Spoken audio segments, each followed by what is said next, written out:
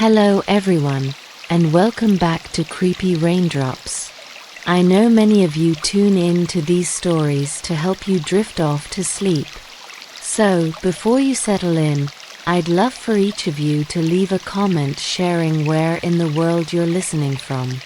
And if you're enjoying the episodes, don't forget to give a like and subscribe to the channel. Now, let's get comfortable, relax, and begin. In the heart of Estes Park, Colorado, perched on a hill overlooking the breathtaking Rocky Mountains, lies the Stanley Hotel, a beacon of elegance since its grand opening in 1909. Despite its picturesque setting, the hotel has gained a reputation not only for its charm, but for the countless tales of ghostly encounters that seem to seep through its walls. One of the most famous incidents occurred in 1974, when acclaimed author Stephen King and his wife Tabitha decided to stay at the nearly empty hotel for a single night. As winter approached, the Stanley was preparing to close for the season, and the halls were eerily quiet. King stayed in room 217, a room steeped in legend. That night, King experienced vivid nightmares of his young son being chased down the hotel's endless corridors by a sinister, possessed fire hose. He woke up in a cold sweat, lit a cigarette, and began to mentally outline what would become The Shining. But King's story was just the beginning of the Stanley Hotel's chilling reputation. Room 217 has its own dark history. In 1911, a housekeeper named Elizabeth Wilson was injured in an explosion caused by a gas lantern. While she survived, it is said her spirit never truly left. Guests who stay in room 217 often report items being mysteriously unpacked, lights flickering on and off, and the unmistakable feeling of being watched. The fourth floor is another hotspot for paranormal activity. In the early 1900s, this floor housed the servants' quarters, and many believe the lingering spirits of those who worked tirelessly for the hotel's elite guests remain active to this day. Guests have heard phantom children running and laughing in the hallway late at night, though no children were present at the time. The hotel's concert hall, built by Freelan Oscar Stanley as a gift to his wife Flora, also carries an unsettling atmosphere. Flora herself is said to haunt the grand piano, occasionally playing soft melodies in the dead of night. Meanwhile, the basement is rumored to be home to a more mischievous spirit named Paul, a former maintenance worker who died on the job. The atmosphere at the Stanley Hotel is a curious blend of serene beauty and creeping dread. The grand staircase, lit by ornate chandeliers, feels like a portal to another time, yet many who ascend it report a sudden chill in the air or the sensation of an unseen hand brushing against them. The majestic mountain views from the veranda seem almost at odds with the dark stories whispered among guests and staff. Today, the Stanley Hotel remains a destination for thrill seekers, ghost hunters, and fans of The Shining. Visitors brave enough to spend a night in its haunted rooms leave with stories that blur the line between imagination and reality. Is it the history, the energy of the land, or something more sinister that keeps these spirits tethered to the Stanley? One thing is certain: once you step inside, you'll never forget the feeling of being watched, or the possibility that you're not alone. As the night deepens, the Stanley's eerie atmosphere becomes more palpable. The flickering of old lights, the distant echo of footsteps in empty hallways, and the occasional, inexplicable gusts of cold air remind guests that they are not entirely alone. The hotel's long history is woven into every brick and every creaking floorboard, creating a lingering sense of unease that is impossible to shake. Guests often report hearing whispers in the dark, voices so faint they could be mistaken for the wind. yet somehow they sound deliberate, purposeful. Some claim to have seen shadowy figures moving just out of sight, vanishing as quickly as they appear. Others describe waking up in the dead of night, unable to move, paralyzed by the overwhelming sensation of being watched. Perhaps the most unsettling accounts come from those who have stayed in room 217, the same room where Stephen King experienced his vivid nightmares. One guest, a seasoned skeptic, arrived at the Stanley with no belief in ghosts. He checked into room 217, only to wake in the middle of the night, unable to move, as if some invisible force held him down. As he struggled to breathe, he felt the presence of someone beside him, though no one was there. The next morning, he found his luggage scattered across the floor, though he had left it neatly packed the night before. He left the room in a rush, vowing never to return. But room 217 isn't the only place where strange happenings occur. The infamous fourth floor, once home to the hotel staff, seems to have its own personality. Staff members have long claimed to hear the sounds of children laughing and running through the halls late at night. These phantom children are said to appear in a flash, often disappearing into thin air just as quickly as they came.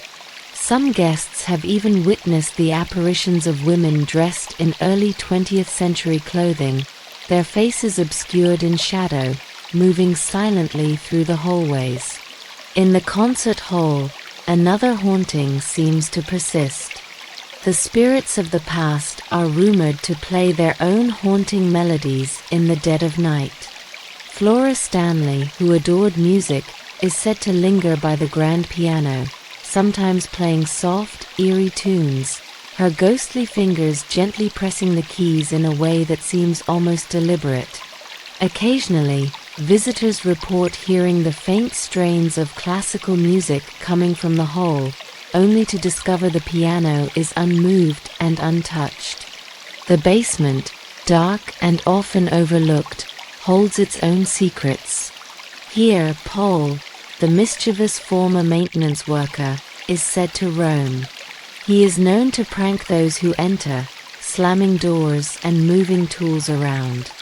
Those who have ventured into the basement late at night often describe hearing footsteps behind them, only to turn and find nothing but the shadowed walls. The more you learn about the Stanley Hotel, the more you realize that the line between the living and the dead is far thinner here than anywhere else. The building, with its grand staircase, its faded wallpaper, and its old-world charm, is a place where the past never truly fades away. It lingers in the air, in the walls, in the spaces between the rooms. And most haunting of all, it lingers in the hearts and minds of those who stay. Guests of the Stanley Hotel often leave with more than just memories of a grand vacation. Many leave with a sense of being watched, a nagging feeling that something, or someone, is always just out of sight.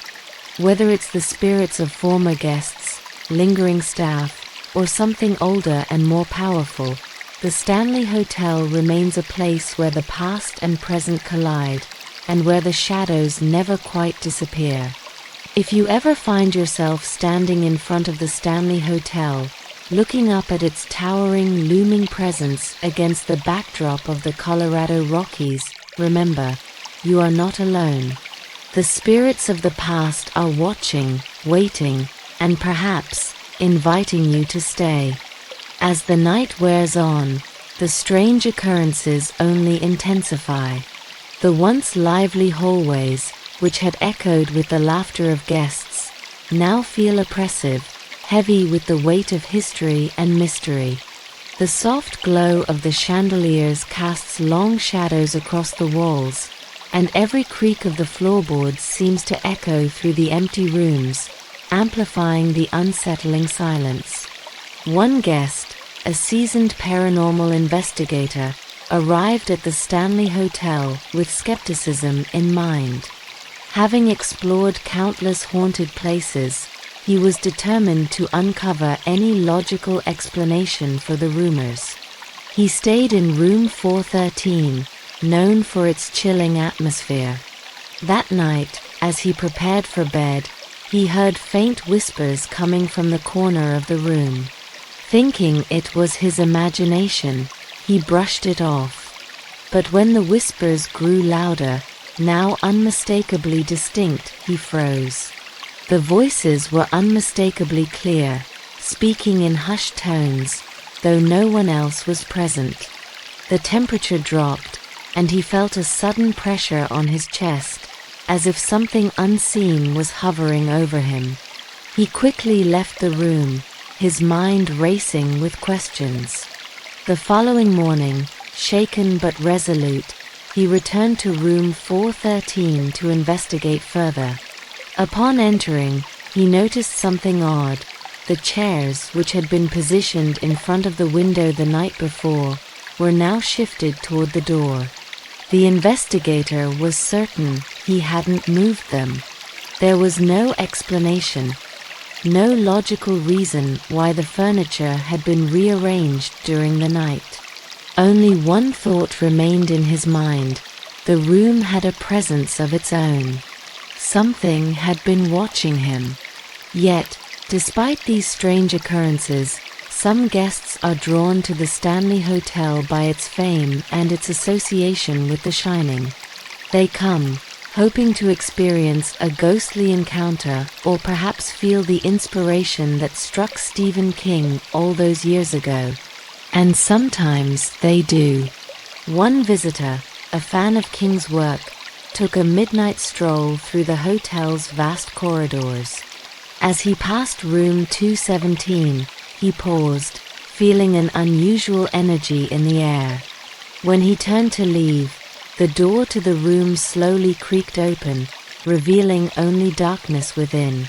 Though he hesitated, curiosity got the better of him, and he stepped inside. As he walked further into the room, he felt the unmistakable chill of someone else's presence, a cold that seemed to seep into his bones. He noticed that the room felt alive, as though it were breathing. Suddenly, he heard soft footsteps behind him. Whipping around, he saw no one. The door to the room slammed shut with a force that rattled the walls. He quickly fled, heart pounding, but not without the feeling that someone, had been waiting for him. Meanwhile, in the hotel's grand ballroom, strange and unsettling sounds can sometimes be heard late at night. The eerie sound of piano keys being played in the darkness is often reported. Some guests claim to have seen the faint outline of a figure seated at the piano, its fingers moving gracefully across the keys. Yet, when they approach, the figure disappears, leaving behind only the haunting melody that lingers in the air, as if it were never truly there.